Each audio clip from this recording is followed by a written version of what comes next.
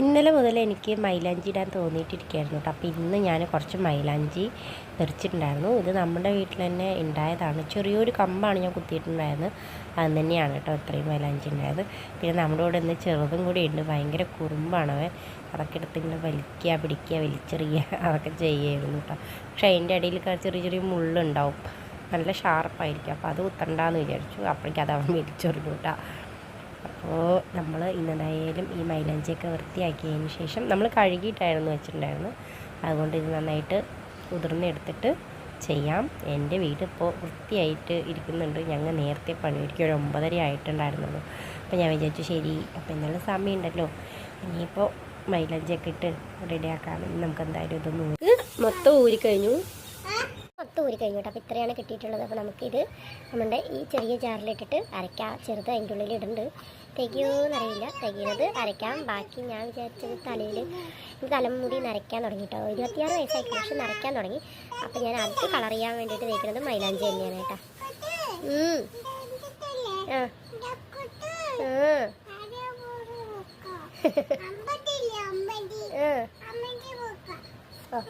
കുട്ടി പറയുന്നത് ഇതെടുത്തിട്ട് ചമ്മന്തി അരയ്ക്കുക എന്നാണ് പറയുന്നത്. എന്താ ആയിക്കോട്ടെ കേട്ടെ പാവം. ശരി, നമുക്കിത് അരച്ചിട്ട് കാണിച്ചു തരാം. ഇത് ചുവക്കാനായിട്ട് നമ്മൾ കുറച്ച് പുളിയാണ് കേട്ടോ ഇടുന്നത്. ചിലർ ഗ്രാമ്പൊക്കെ ഇടും. നമ്മളപ്പോൾ പുളിയാണ് ഇടുന്നത്. നമുക്ക് ഫുള്ളായിട്ട് അരയ്ക്കാം കേട്ടോ. കുറച്ച് വെള്ളം ഒഴിച്ച് അരച്ചാൽ മതി.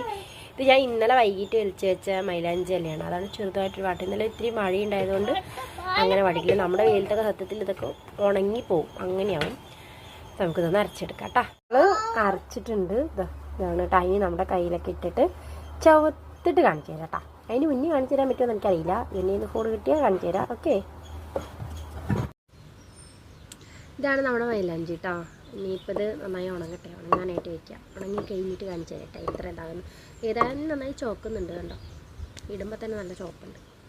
നമ്മളതിൽ പുളി വെച്ചിട്ടുണ്ടല്ലോ, പുളിയാണ് പണ്ടൊക്കെ വയ്ക്കുക. ഇപ്പൊക്കെ ഗ്രാമ്പൊക്കെ വയ്ക്കുന്നുണ്ട് നന്നായി ചോക്കാൻ. നല്ല കാറ്റ്, നല്ല ഉറക്കം വരുന്നുണ്ടല്ലേ. ഇപ്പോൾ ഭയങ്കരമായിട്ട് മടിയായിട്ട് തോന്നുന്നു.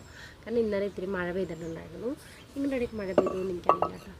സാധാരണ വീട്ടിലിടുന്ന ഡ്രസ്സാണ്, അതുകൊണ്ട് ആരും ഒന്നും പറയരുത് കേട്ടോ. വീട്ടിൽ സാധാരണഗതിയിലൊന്നും വെച്ചിട്ടില്ലാണ്ട് എവിടേക്കെങ്കിലും പോകുമ്പോൾ എന്നാൽ ഇപ്പം വീട്ടിലിരിക്കുമ്പോൾ ഇങ്ങനെ തന്നെ ഇരിക്കുള്ളൂ.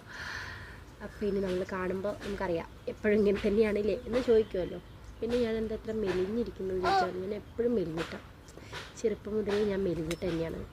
പിന്നെ ഇതിൻ്റെയൊക്കെ ഡെലിവറി ആയ സമയത്ത് നിങ്ങൾ പഴയ വീഡിയോ കണ്ടുള്ളവരാണെങ്കിൽ കുറച്ച് തടിയുണ്ട്. ഇപ്പൊക്കെ കണ്ടോളൂ, ഇവിടെയൊക്കെ കുഴിയായി. കുറച്ച് വെയിറ്റൊക്കെ വെക്കണം. ഒരാൾ എന്നെ തല്ലിക്കൊല്ലാനാണ് എന്നാണ് എനിക്ക് തോന്നുന്നത്.